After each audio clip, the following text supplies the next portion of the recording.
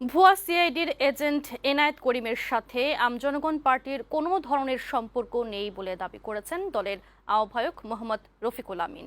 বিভিন্ন জাতীয় পত্রিকায় প্রকাশিত সংবাদ ভিত্তিহীন দাবি করে রফিকুল আমিন বলেন, আমজনগণ পার্টির নিবন্ধনের জন্য যখন সব শর্ত পূরণ করেছে তখন প্রতিহিংসাবশত এমন ভুয়া তথ্য ছড়ানো উদ্দেশ্যপ্রণোদিত ও দুঃখজনক। মাহবুদ আজমির প্রতিবেদন। সিআইএর এজেন্ট পরিচয় দেয়া বাংলাদেশি বংশোদ্ভূত মার্কিন নাগরিক এনায়েত করিম চৌধুরীর সাথে নবগঠিত রাজনৈতিক দলের সংশ্লিষ্টতা নিয়ে সম্প্রতি বিভিন্ন জাতীয় দৈনিকে সংবাদ প্রকাশিত হয়। অথচ ভুয়া এই এজেন্টের সাথে কোনো ধরনের সম্পর্ক নেই বলে দাবি করেছে রাজনৈতিক দলগুলো। এনায়েত করিমের সাথে কোনো ধরনের যোগাযোগ কিংবা পরিচয় নেই বলে জানিয়েছেন আমজনগণ পার্টির আহ্বায়ক মোহাম্মদ রফিকুল আমিন।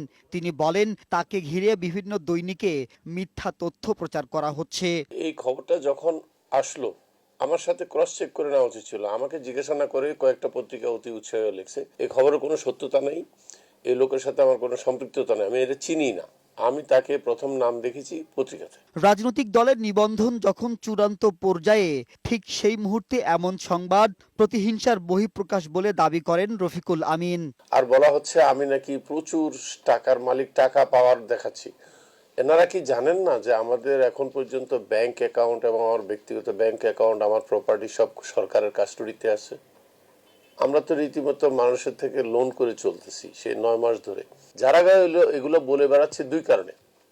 একটা হচ্ছে একান্তই রাজনৈতিক প্রতিহিংসা, এখনই শুরু করে দিয়েছে। রাজনৈতিক দলের নিবন্ধন হওয়ার আগে নতুন দলগুলো আমার বিরুদ্ধে কথা বলা শুরু করে দিয়েছে। এরা বোকামি করতেছে। এছাড়া জনতা পার্টি বাংলাদেশ সহ অন্য দলের নেতারা এনায়েত করিম নামের কাউকে চেনেন না বলে দাবি করেছেন।